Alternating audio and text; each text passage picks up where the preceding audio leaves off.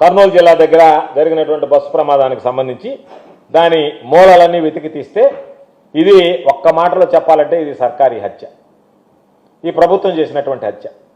అన్ని పత్రికలు రాశాయి ఈరోజు. ఏమని రాశాయి?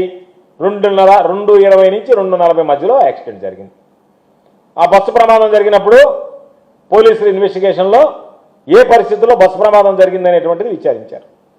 ఒక యువకుడు తాగి బైక్ నడుపుతూ తూలిపోయి పడిపోయి డివైడర్ని గుద్దుకొని చనిపోయినటువంటి దాని మీద ఆ బస్సు డ్రైవర్ దాన్ని స్పీడ్గా బస్సును తోలడం, ఆ బస్సు కింద ఇది మంటలు రాగడంతో ఆ రాపిడికి పాపం 20 మంది దాదాపుగా సజీవ దహనమైనటువంటి పరిస్థితి ఏర్పడింది.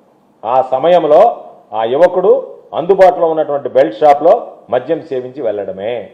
అంటే పగలు లేదు, రాత్రి లేదు, వారం లేదు, వద్యం లేదు, ఎప్పుడు పడితే అప్పుడు ఎక్కడ పడితే అక్కడ మీరు పెట్టినటువంటి ఈ బెల్ట్ షాపులు ఏదైతే ఉన్నాయో ఆ బెల్ట్ షాపు ఈరోజు అంతమంది ప్రాణాలు తీసేసింది, అంతమంది కుటుంబాలను గోడుగోడు అనిపించింది.